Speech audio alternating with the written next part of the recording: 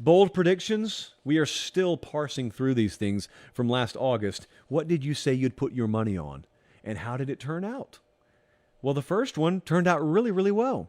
Because the first prediction, the first bold prediction that we're going to revisit tonight is LSU beats Alabama in Tiger Stadium after 12 years. That was made on May 10th, not even August, May 10th in 2022. And it happened. And I put an 8 on the boldness scale. And I got mocked. So you know what? Grading on the curve, I am not going to call myself wrong here. I'm going to call the people who mocked me wrong. I had some Bama fans, some of them I'm very close to, by the way, say, what in the world are you talking about? LSU can't beat Alabama in Death Valley. Well, no, they just hadn't in a little while. But they could always do it. And by the way, the reason I only put an 8 on it is, number one, I respect that venue. And number two, I had just watched a season where Bama struggled on the road in 2021. They had struggles on the road.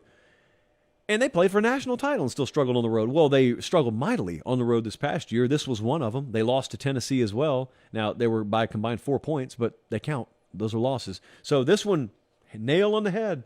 Bama loses in Death Valley to LSU. I was listening to that game on the radio, and I cannot for the life of me remember which game I had been at that day.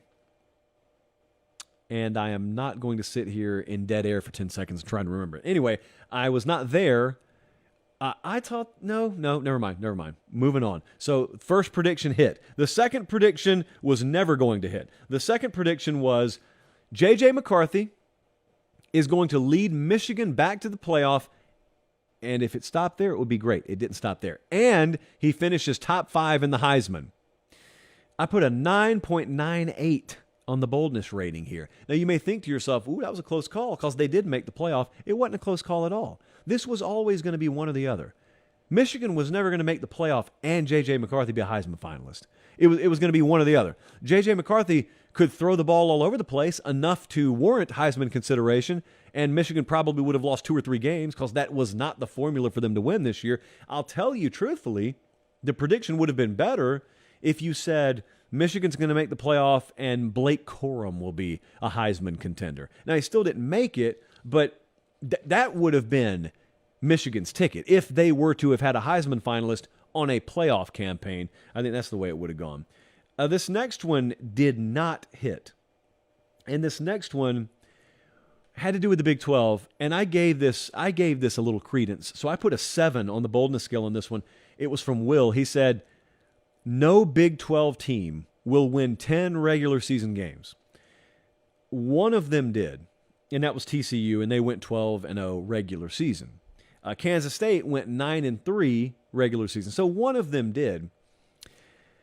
I put a 7 on this one only because I thought it could just be a total pinball match the whole year. Anyone could beat anyone, and that is how the season unfolded.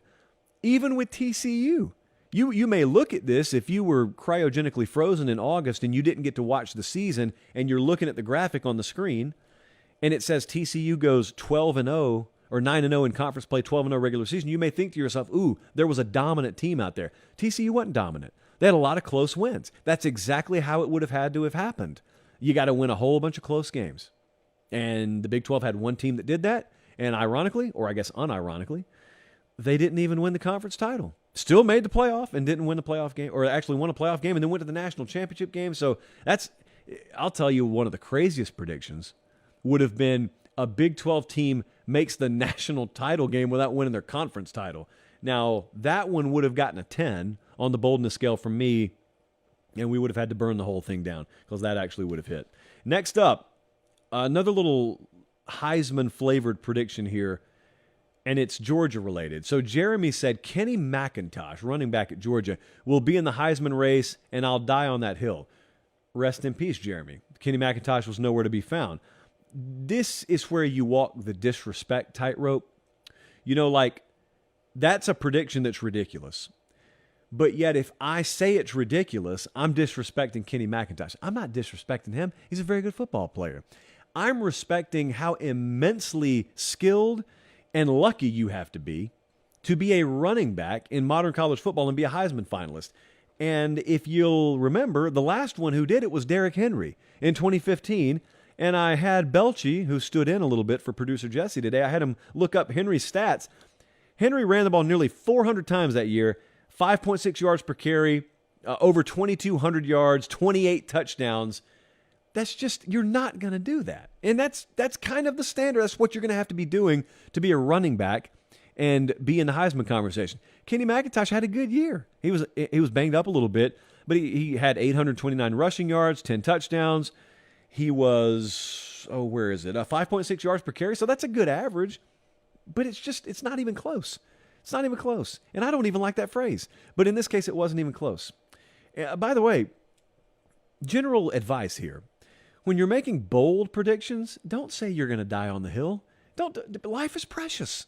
Life is precious. You only get one. You're not Gary. You're not producer Jesse's cat. You've got one life to live. Don't die on the hill of predicting a running back who's not going to sniff the Heisman to be a Heisman contender. That concludes this evening's bit of advice.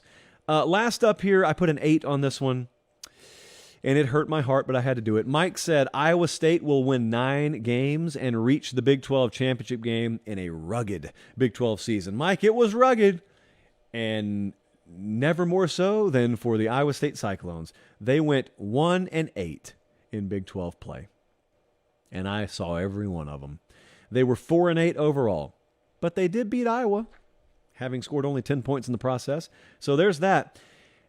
Their margins of loss this year, 7 points, 3 points, 1 point, 3 points, 14, 6, 4, 48. Can you tell where they play TCU?